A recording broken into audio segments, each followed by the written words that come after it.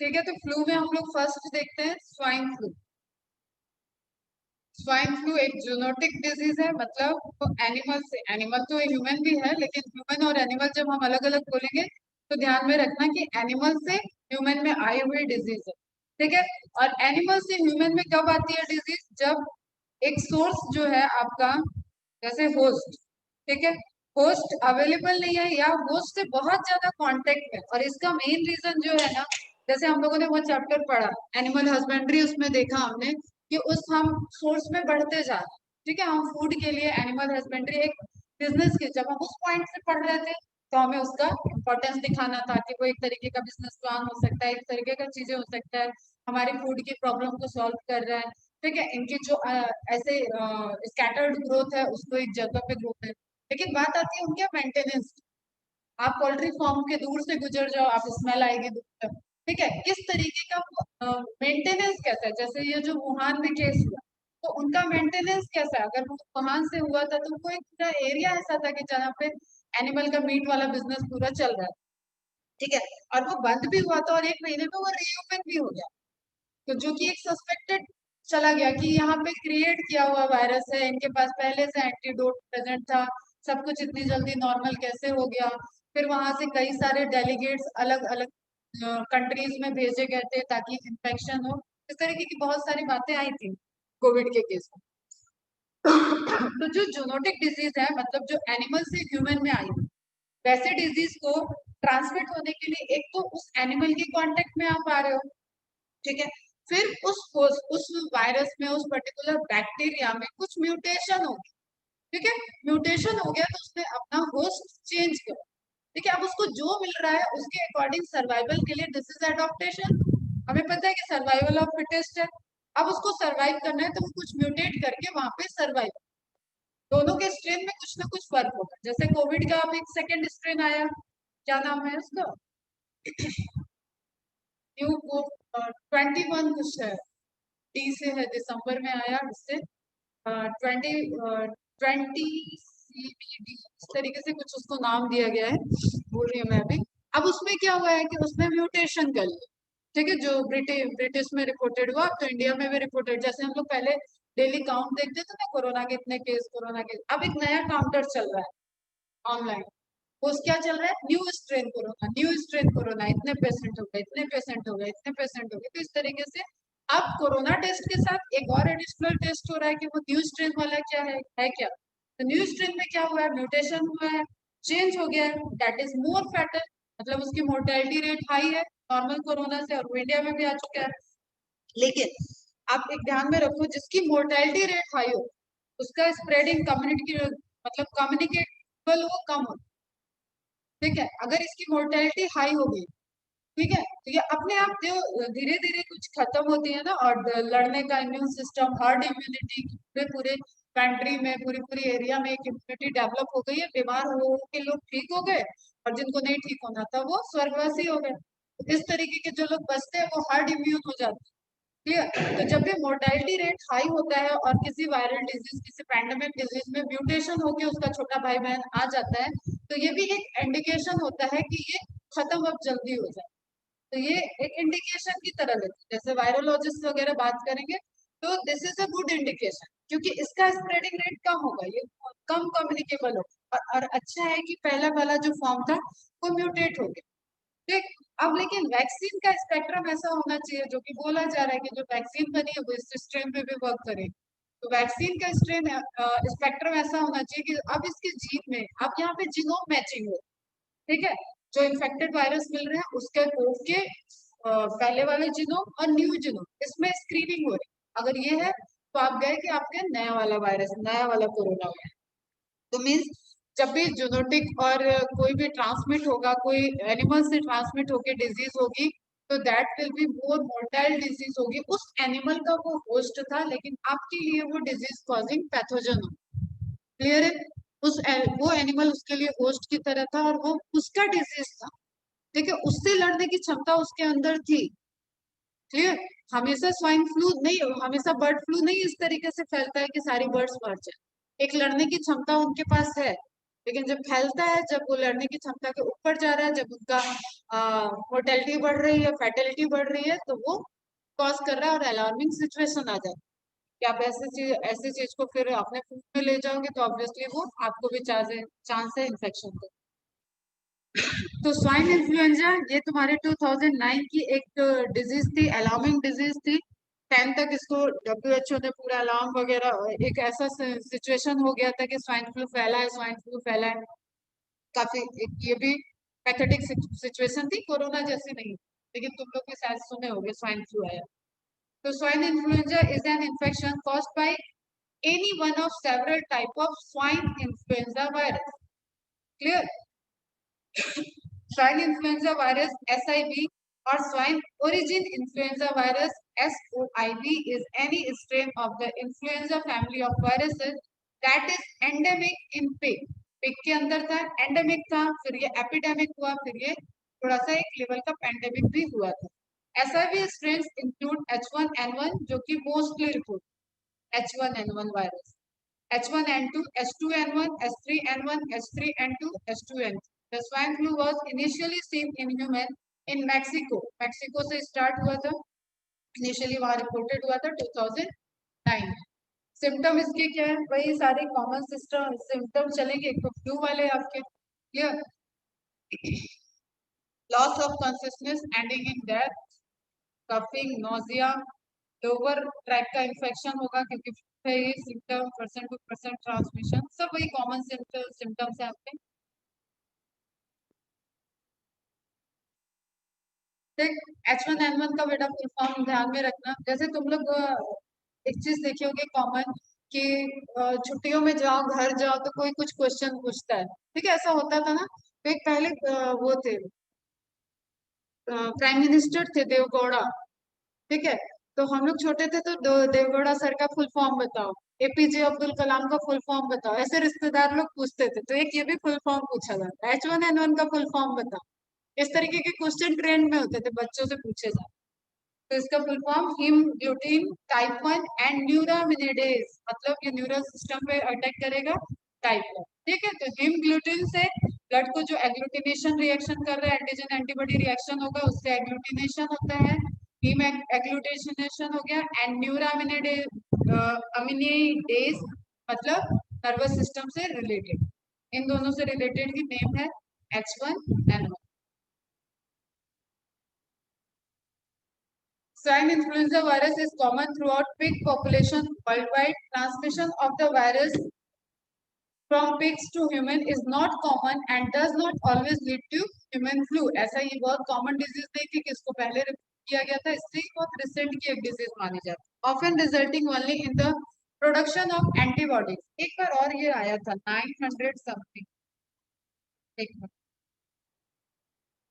लेकिन इससे माइल्ड था। तो ये वाले स्वाइन फ्लू से माइल्ड था जो 1980 में एक 1918 में फ्लू एपिडेमिक हुआ था, उसमें इसके भाई बहन देखे गए थे, लेकिन ये वाला मोर सीवियर था जो 2009 में report, often resulting only in the production of antibodies in the blood. If transmission does cause human flu, it is called zoonotic swine flu. Zoonotic term याद रखना, वो वायरस, वो बैक्टीरिया जो एनिमल से आके ह्यूमन में ट्रांसमिशन फैला रहे हैं, ह्यूमन डिजीज में कन्वर्ट हुए हैं, उनको हम लोग कलेक्टिवली वर्ड यूज करते हैं जूनोटिक, ठीक है। जू मीन्स एनिमल, ठीक है, एनिमल से आया हुआ डिजीज या virus. People with regular exposure to pigs, अब जो पिग्स को वहां पे उनसे इंटरेक्ट कर रहे हैं, उनको उनके मीट वगैरह के लिए बनाने के लिए थे, वो अब रेगुलर, मैंने बोला ना कोई भी इन्फेक्शन ऐसे एक बार मिलने से नहीं हो जाता, मैंने भी इतना ट्रेवल किया है। माइट भी मैं किसी कोरोना पेशेंट के उसके नियर बाय से एसिम्टोमेटिक के गुजरी हूँ, मेरा इम्यून सिस्टम लड़ लिया हूँ, या उसका इतना कम अमाउंट हो कि वो मुझे इन्फेक्शन कॉज नहीं किया। तो हर केस में नहीं होता कि आपको डिजीज हो जाए, ये चीज ध्यान में रखें। तो वो पीपल मोर ससेप्टेबल हो गए जो ऐसे एनिमल हस्बेंड्री में वर्क कर रहे हैं, जो पिग से डील कर रहे हैं, तो उनके पास वो वायरस है ऑलरेडी, उनके ट्रांसमिशन के चांस उनसे बढ़ जाएंगे। Are at increase risk of swine flu infection around the mid 20th century. Identification of influenza subtypes became possible, allowing accurate diagnosis of transmission to human. फिर इसका डायग्नोसिस हुआ और इसके फॉर्म चेंज हुए। तो हमको ये सिम्टम्स दिख रहे हैं, muscular pain, fever, running nose, headache, nausea, diarrhoea. Diarrhoea को ध्यान में रखना है, अगर आपको डायरिया का इन्फेक्शन है तो that flu is severe, may be severe हो सकता है, उस टाइम आप डॉक्टर को consult. Symptoms of zoonotic swine flu in humans are similar to those of influenza: chills, fever, sore throat, muscle pain, severe headache, coughing, weakness, shortness of breath, and general discomfort. In August 2010, the World WHO declared the swine flu pandemic. 2009 में आया था। एक तो हमारा ये WHO बहुत अच्छा है, ठीक है, हर चीज इतना लेट ले जाता है ना कि पता नहीं क्यों एक ह्यूमन टेंडेंसी है चीजों को दबा के रखना, ठीक, अपनी कमी बाहर नहीं आती, जबकि उसको उसको बनाया इसलिए गया है ताकि कुछ ऐसी चीज रिपोर्ट हो तो उसको जल्दी से जल्दी रिकवर कर लो। उल्टा क्या होता है, जैसे ये भी 2009 में आया, फैलते फैलते ये 2010 तक जाके पैंडेमिक इसको डिक्लेयर किया गया कि it will be it is now a pandemic. एक साल बाद। और इसके भी कोरोना भी केस में WHO की बहुत सारी चीजें आई है। इवन कहा जाता है कि America is planning for the war, कि कोरोना में बहुत नुकसान हुआ है अमेरिका को। तो अमेरिका से, चाइना से, WHO से, इनसे उसकी पूरी वॉर चल। नाउ पर्ट्यूसिस जो डीपीटी में था उसको देख लेते फटाफट। whooping कफ, whooping कफ मतलब बच्चों में इस तरीके की खांसी की हॉर्सनेस भी आ रही है और एक सीटी जैसी आवाज, थोड़ा सा ऐसे whooping सी आई, ठीक है, तो that is related to whooping cough। Primarily a disease of children, it affects the respiratory tract, it is caused by a bacterium। अब जो फ्लू था ये बैक्टीरिया डिजीज है, ध्यान में रखो, ठीक है, एक शॉर्ट लिस्ट कर लेना, बैक्टीरिया डिजीज हम दे देंगे, ये सारे टेबल हम बना देंगे, परेशान मत हो, बस पढ़ते चलो, ठीक है। Bacterium Bordetella pertussis, it spreads by droplet infection and direct contact। Spreading का कॉमन चीजें हैं, बैक्टीरिया ध्यान में रखो, बॉर्डेटेला, pertussis, अगेन जीनस का नेम आएगा, pertussis नहीं आएगा, pertussis आएगा तो whooping कफ से आएगा, pertussis से पूछ के pertussis नहीं देगा एग्जाम, ये ध्यान में रखो, इसलिए जीनस के नेम पे फोकस करो। It spreads by droplet infection and direct contact. Incubation period 10 to 16 days है, इंक्यूबेट करेगा तब आपका सिम्टम्स दिखेगा।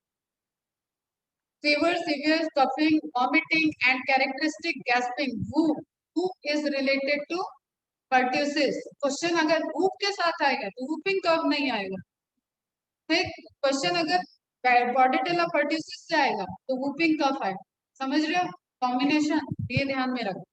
खूब लाउड क्रॉनिक इंस्पिरेशन, जैसे आप इनहेल कर रहे हो, ब्रीदिंग कर रहे हो, तो बच्चों में एक तरीके की आवाज की तरह ये इनहेलेशन होता है, उनको प्रॉब्लम होती है, इसलिए इसको क्या बोलते हैं, whooping cough are common symptom. whooping cough, whoop is the symptom related to pertussis।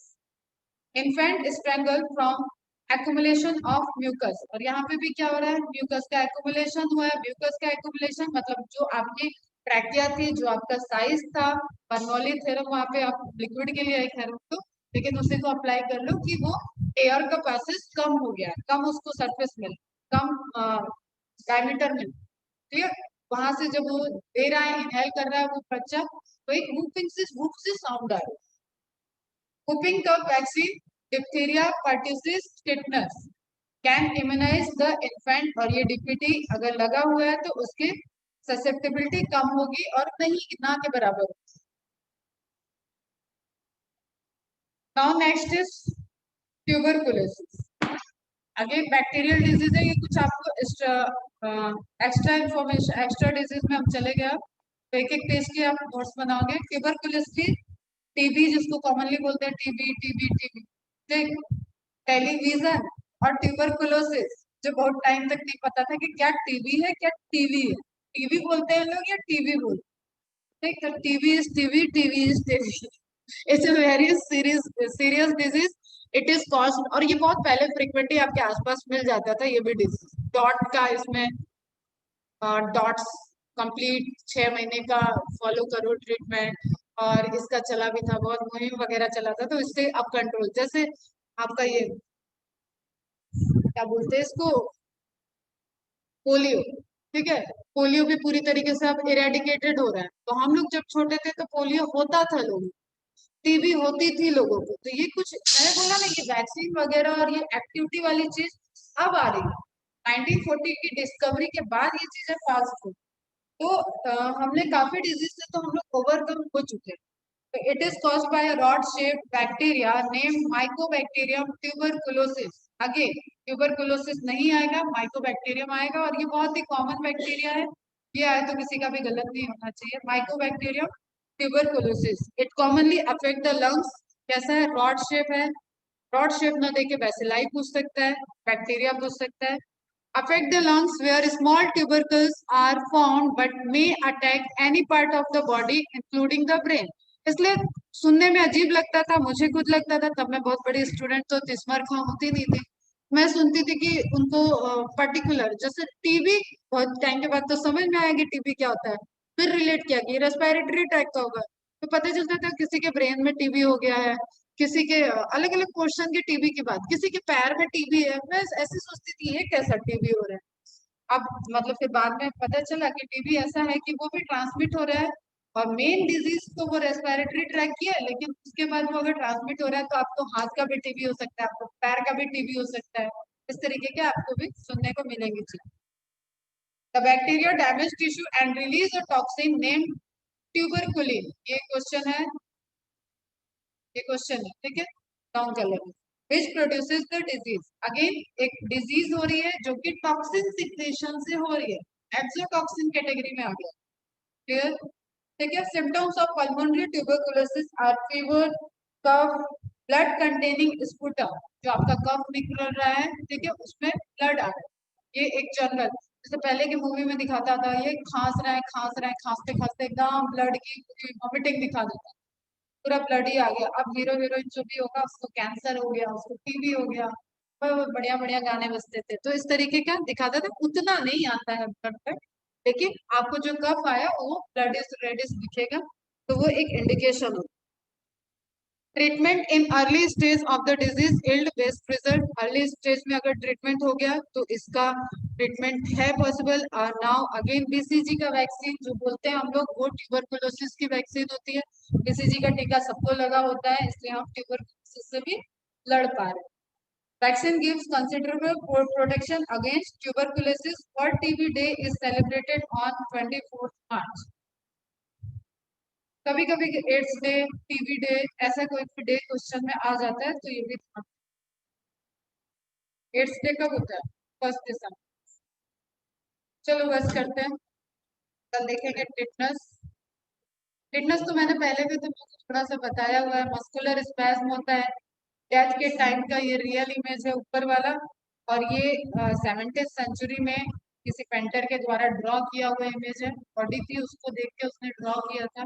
तो ये गूगल पे इसकी इमेज बहुत फेमस है, मिल जाती है। फिटनेस वगैरह हम लोग कल देखते हैं। यहाँ तक किसी को कोई डाउट?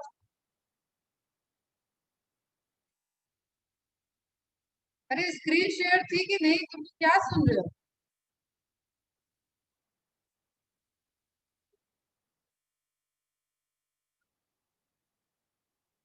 स्वदेश, कौशिक, लेक्चर हुआ क्या कंप्लीट? अच्छा अभी गया। ठीक है चलो, यहाँ तक किसी को कोई डाउट? समझ में आ रहा है? अब देखो लिस्ट वगैरह बनाने में तुम लोग टाइम नहीं दो, तुम अपनी रेगुलर स्टडी करो। मैं टेबल बना दूंगी, bacterial disease, viral disease already table है, उसी में कुछ मॉडिफाई करके हम दे देंगे। ठीक है, लेकिन और बाकी चीजें जो टर्मिनोलॉजी आ रही है वो सब अभी आप कंप्लीट करोगे डेली का डेली। चलो बाय।